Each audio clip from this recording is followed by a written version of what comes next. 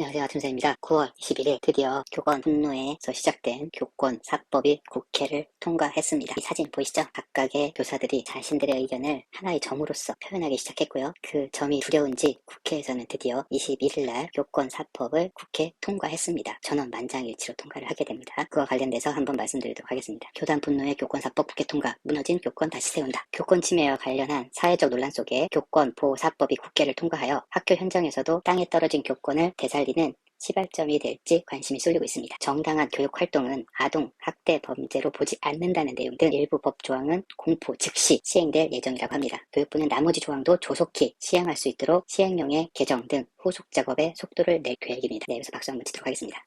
국회에서 매일 일을 안 하고 저희들 힘들기만 하는 줄 알았는데 드디어 통과를 시켰습니다. 그것도 1호 법안으로 첫 번째 만장일치를 통과시켰습니다. 여기서 여러분들이 궁금해하실 교권 4법이 무슨 법인지에 대해 설명드리도록 하겠습니다. 출처는 박기호 선생님 블로그에서 가져왔습니다. 하나씩 살펴보면 교원복지법으로 첫 번째는 교사가 아동학대로 신고되더라도 정당한 사유가 없으면 직위 해제하지 못하도록 했습니다. 그동안 학부모가 교사를 아동학대로 신고만 해도 교사가 업무에서 배제, 즉 직위 해제되는 일이 많았기 때문인데요. 악성 민원을 교육활동 침해로 간주하는 내용, 아동학대로 신고된 교원에 대한 조사, 수사가 시작되면 교육감이 의무적으로 의견을 내도록 하는 내용도 담겨 있습니다. 두 번째, 초중등 교육법입니다. 학생에 대한 교사의 정당한 생활지도는 아동복지법에 따라 아동학대로 보지 않는다는 내용이 담겼습니다. 학교가 전화번호 등 교사의 개인정보를 보호해야 한다는 내용도 있다고 합니다. 유아교육법은 초중등 교육법과 비슷한 내용이 담겼는데요. 유아에 대한 정당한 생활지도를 아동학대로 보지 않고 유치원이 교사의 개인정보를 보호한다는 내용도 담겼습니다. 마지막, 교육기본법은요. 부모 등 아동의 보호자가 학생이 정당한 교육활동에 협조하고 이를 존중해야 한다는 내용이 들어갔습니다. 교환단체들은 무분별한 아동학대 신고와 악성 민원으로부터 교사를 보호할 수 있게 됐다며 환영을 했습니다. 하지만 이게 끝이 아니라며 아동복지법도 고쳐야 한다고 말하고 있습니다. 서울 서초구 초등학교 교사 사망으로 교직사회가 정부와 국회 교권보호 대책을 촉구하고 나선 지 2개월 만에 교권보호 4법이 국회를 통과했는데요. 이날 본회의 심의 안건은 모두 98건이었는데 국회는 이재명 더불어민주당 대표 체포 동의안과 한덕수 국무총리 해임 건의안, 보험업법 개정안 등에 앞서 교권보호 4법을 1, 2, 3, 4호 안건으로 가장 먼저 통과시켰습니다. 교권 침해에 시달린 교사들이 잇따른 사망으로 교직사회의 분노가 최고조에 이른 가운데 법안이 9월 국회를 통과하지 못할 경우 후폭풍이 상당할 것이라고 전망했기 때문입니다. 앞으로 총선도 가까이 있죠.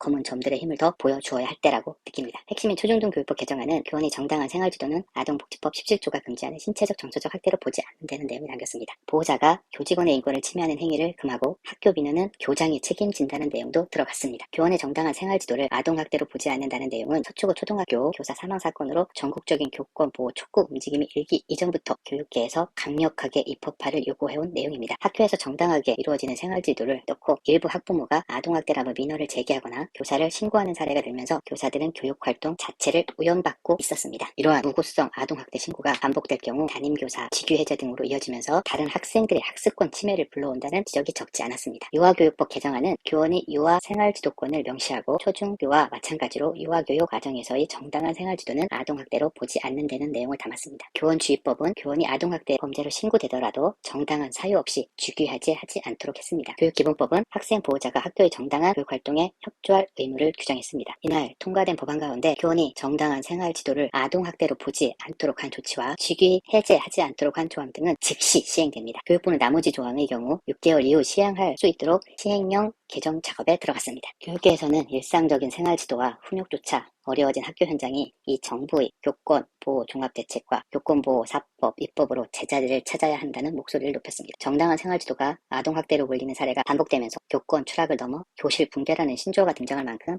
학교 현장에서는 교육활동이 위축되고 있습니다. 실제로 이달 대전에서는 스스로 목숨을 끊은 초등학교 교사의 경우 지속적으로 친구를 때린 학생을 교장식으로 보냈다가 학부모가 아동학대로 신고를 당하게 됐습니다. 고인은 교육청 조사에서 혐의가 없는 것으로 밝혀졌지만 아동권리단체가 이를 학대 의심 사례로 판단해 아동보호 전문기관에 통보하여 경찰, 검찰 조사까지 받았습니다. 교육 현장에서는 이제 칭찬 스티커를 주지 않아 자녀가 마음이 상했다며 학부모가 정서적 학대라고 주장하거나 싸움하는 학생들을 말리다가 교사가 신체적 학대로 신고당하는 황당한 경우 등도 줄어들 것이라고 기대하고 있습니다.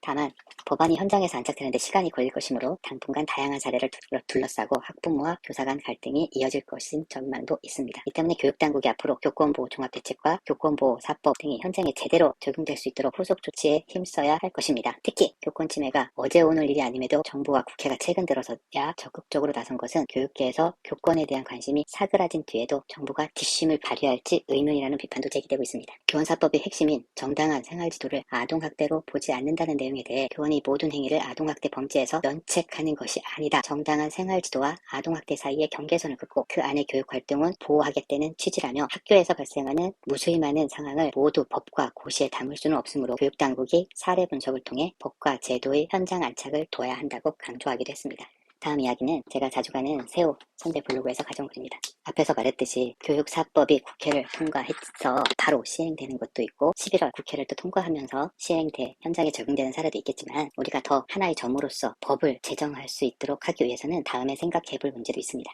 첫 번째, 교원능력개발평가, 익명성을 철회하던지 폐지하던지. 네, 이번에 2023년 교원능력개발평가는 여러 가지 이유로 안 한다고 합니다. 교원능력개발평가에 대한 교사들의 의견이 반영돼서 폐지되든지 진짜 서로의 성장을 도울 수 있는 방향으로 변환됐으면 좋겠습니다. 아동복지법 개정, 본래 법 취지인 가정 내 보호자 친권이 있는 양육자를 위한 법으로 기능하도록 개정해야 됩니다. 이 아동교육법 개정에 보호자의 교육자가 포함되어 있기 때문에 기존에 여지까지 저희가 학부모로부터 그런 민원이 접수되면 경찰서나 곳에서 현장 출동할 수밖에 없는 상황이었기 때문에 아동교육법 개정이 필요하다고 봅니다. 세 번째, 늘고 맞고 전면 검토. 비교과교사, 비정규직 인력으로 학교를 또 양육과 돌봄 서비스로 전락시키는 행위를 막고 가정이 자녀와 함께 지낼 수 있는 사회적 분위기를 만들도록 사회부 총리 겸 교육부 장관께서 나설 것을 강력히 요구합니다. 네 번째, 민원 처리 시스템을 강화해야 하고 보고성 민원과 신고에 대한 강력한 대응, 처벌 사례를 만들 수 있도록 해야 되겠습니다. 그에 플러스로 특수학생 및 분리학생 지도 및 관리, 인수를 담당하기 위해 별도 인력을 늘리지 말고 교원 감축안을 재검토하여 신규 임용교원으로 단위학교 내 시스템 구축에 기여하도록 교원 임용 규모를 유지해야 할 것입니다. 이외에 소규모하고 통폐합 관련된 것도 많이 요즘에 이야기되고 있는데 이번에 각 자리에서 하나의 점으로 우리의 요구를 관찰시켰고 그 성과로서 9월 21일 교육사법이 국회를 통과했습니다. 그렇지만 현장의 교사들의 요구를 지속적으로 받아들이며 교육의 발전이 미래의 발전, 우리 사회의 발전임을 깨달을 것인지에 대해서는 지켜보고 우리 교육계 선생님들의 힘을 지속적으로 보여줄 때라고 생각합니다. 이상으로 여러 가지 기사 및 여러 선생님들의 의견을 제가 글로 읽으면서 이야기했습니다. 감사합니다. 아톰쌤이었습니다.